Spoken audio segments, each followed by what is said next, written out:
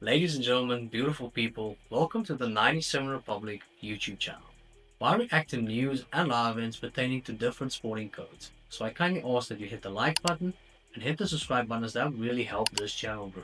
And to ensure you don't skip a beat, click the notification bell as well. That way you can guarantee that you don't miss any of the action. Alright, so let's go.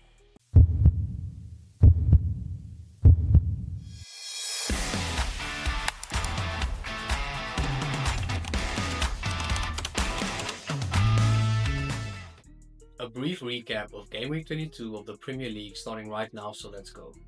We started off Game Week 22 on Saturday, where Newcastle hosted Bournemouth at St James's Park, and it felt like the main headline of this game had to do with both teams' respective run of form. Where Newcastle felt like the unstoppable force and Bournemouth felt like the immovable object. And Newcastle winning 9 consecutive games, tying the record for the most in club's history, going all the way back to 1994. And Bournemouth being unbeaten in 9 games, and felt like something had to give. Now, if you're a Newcastle fan, there could be worse ways to lose. Now, I know you got dominated, and it sucks. But I'd rather lose a game in which I'm dominated than dominate a game and end up losing. So all in all, you could have made history.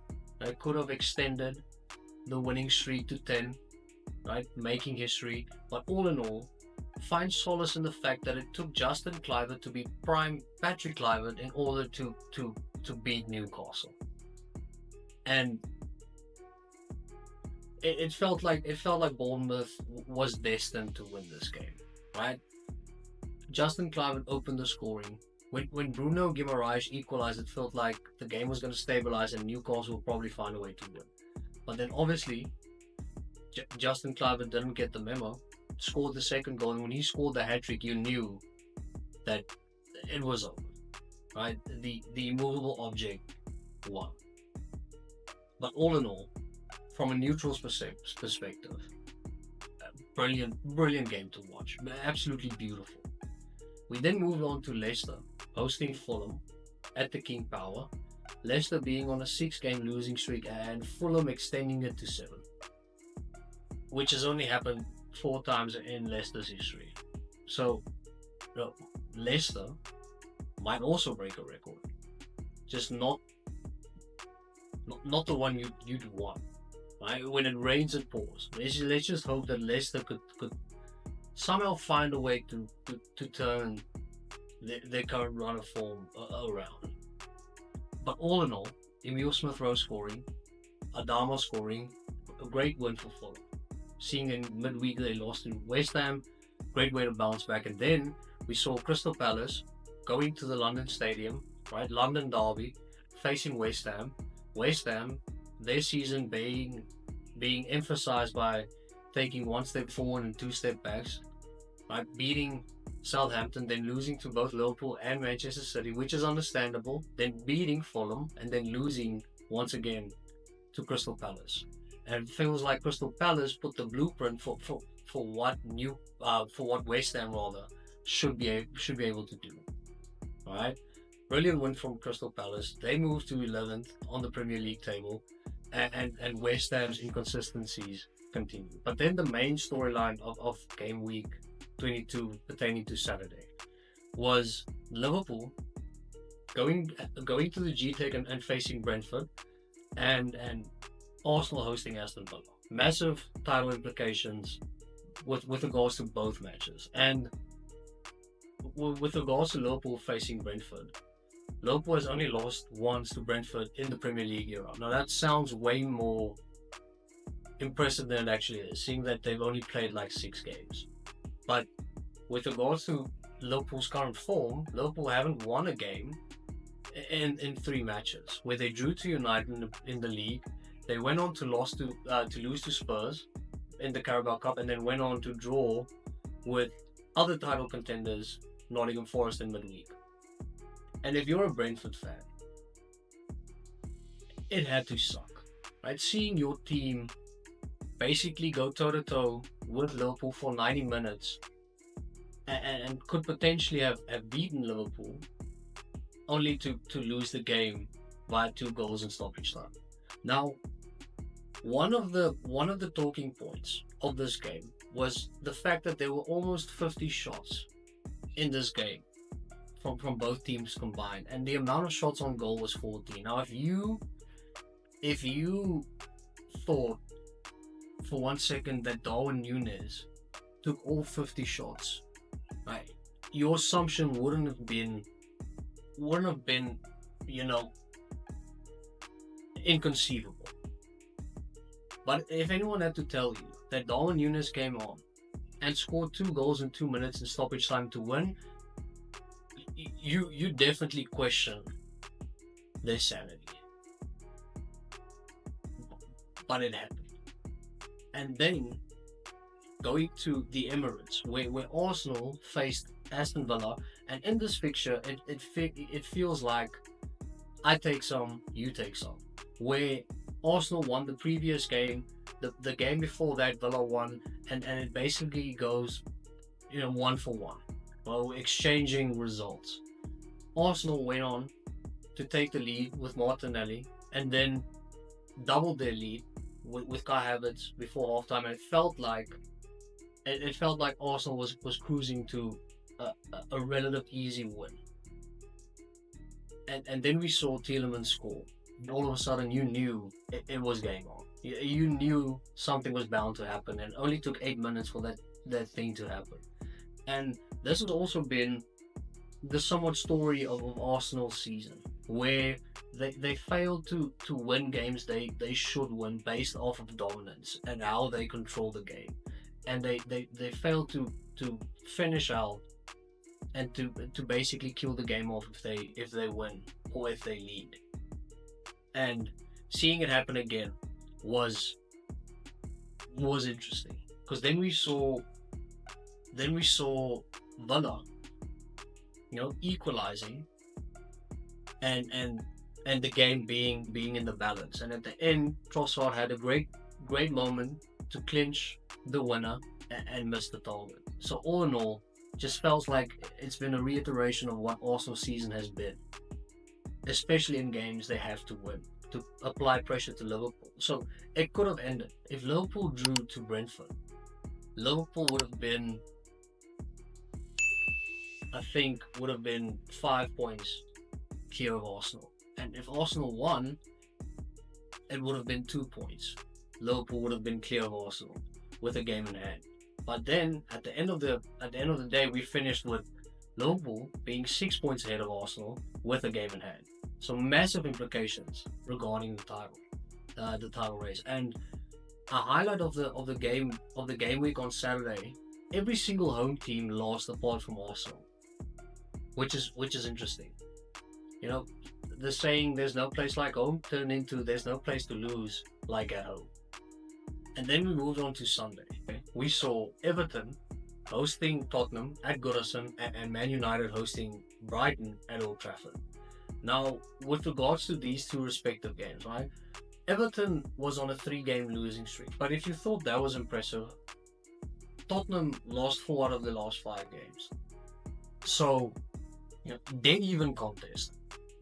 And with regards to Manchester United and Brighton, it couldn't have been much worse. It could have been way worse. Not regarding the season. I'm pretty sure both Tottenham and Manchester United's respective seasons could not get any worse. I'm just talking about the result. It felt like Brighton could have had 57 and Everton could have scored 32. Right? It didn't feel as close as the score suggested, where Tottenham scored 2 goals and managed to somewhat claw their way back into the game against Everton, but it didn't feel that close. But if you had to take a good thing out of the Tottenham game, Kulusevski's goal was clean, right? Absolute composure, brilliant. And it's great to see that Ange's job isn't in jeopardy, because honestly, if we could have 5 Ange Postecoglou's in the Premier League, I would 100% be all for it. Right? Clone the man and have him have him be a manager at 5 clubs. That would be my suggestion. And with regards to Man United versus Brighton, in midweek we saw Man United trail, equalize, and then go on to win 3-1. This time we saw Brighton score, Man United equalize, and then Brighton went on to win 3-1. And Brighton had a disallowed goal. It felt like Brighton could have had more. But Andre Onana, I just want to take a moment to talk about Andre Onana. This is a man whose prime could be Neuer, and his downfall could be Karius. So either Onana is prime Neuer or prime Loris Karius. There is no in between. Absolutely none in between. Either he could save the Titanic, or he could mess up a Martin Scorsese film. And from the bottom of my heart, I just want to thank Andre Onana. This guy is the king of content, right? Keeping us at the edge of our seats, because you never know. You never know what he's going to do. Against Southampton, he basically ensured United win because he made incredible saves. And against Brentford, he does the old switcheroo and blunders, and Brighton score and basically kill off the game. So, Andre Onana, a round of applause. Thank you for being yourself. Just absolutely being true to yourself, and a generation of fakeness and just people portraying to be something they're not. You being yourself is a blessing. Then we moved on to Nottingham Forest versus Southampton. Nottingham Forest also being in the title race, being genuine title contenders. They faced Southampton at the break. They were 3-0 up, and then made it difficult for themselves by conceding 2 goals, and then basically at the end of stoppage time had a goal line clearance to ensure that they win and put pressure on both Arsenal and Liverpool.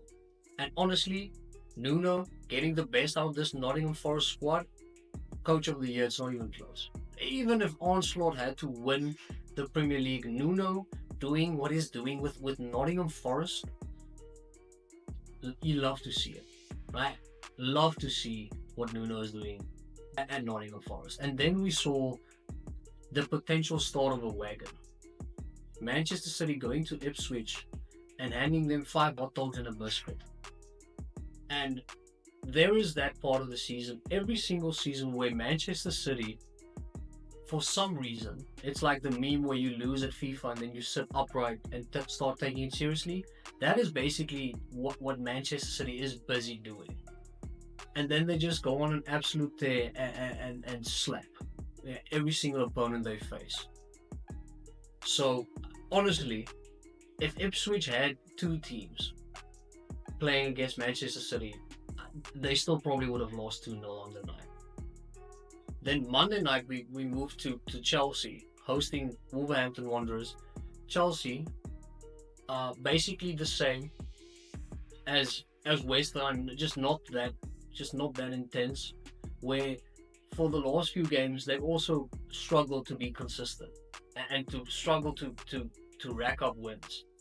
But this is a good start for them. By beating Wolves, right, a half of 2 halves, where Chelsea dominated the first half of the first half.